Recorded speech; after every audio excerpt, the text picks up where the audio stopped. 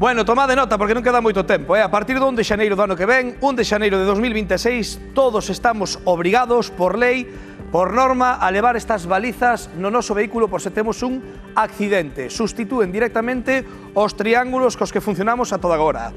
Pero atención co que vos venden por aí, porque só vale un tipo de baliza, a V16, Por qué? Por exemplo, esa baliza, a V16, ten unha tarxeta SIM que permite estar conectados directamente ca Dirección Xeral de Tráfico se temos un accidente, dá a nosa ubicación aos propios axentes, Aínda que de forma anónima saben que hai un coche nun punto que tivo un accidente. Como digo, non todas valen e hai moitos modelos. Se non levamos a correcta, pódenos multar con 200 euros. Así que poñade atención que hoxe Fátima e David Autoescola Alborada dinos os tipos que hai e cales deles valen e cales non. Mirade.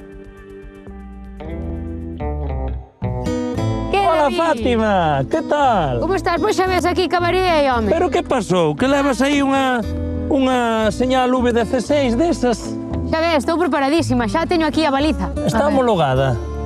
Hai homologada. Eu comprei na baliza estas que hai para sinalizar, non? Non é esta, non? Pois vai ser que non, porque isto simplemente é a luz, pero é que ten que estar homologada con isto. E que diferencias hai que esta só é unha luz, pero esta ten a parte da luz, que é visible a 1 kilómetro.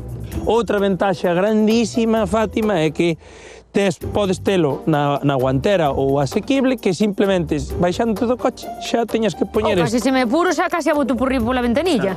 Isto leva unha conexión que fai unha xeolocalización e conéctase a DXT 3.0, chámase, de maneira que advirte onde estamos na posición do accidente e tamén para advertir e avisar as emerxencias. Que nadie se asuste, isto garantiza que durante 10-12 anos non teñamos que pagar ninguna suscripción. Hai que colocalo sempre na parte máis elevada do vehículo, non? É magnético. É magnético. O que pasa que hai veces que hai, por exemplo, as autocaravanas que son de fibra, e hai que recoméndase poñerlle un pouquiño de cinta de doble cara, se non é chapa. Que vehículos están exentos de levala? Pois motocicletas e ciclomotores. Se ven un vehículo estranxeiro como turista, en principio non lles obrigan tampouco. A ver, David, como sei eu que esa baliza que vou a mercar é homologada ou non?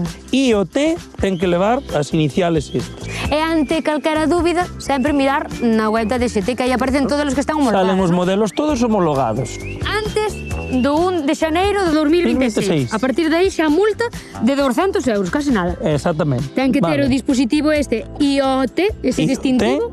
Bien, que é onde vai conectado a internet para avisar a DXT.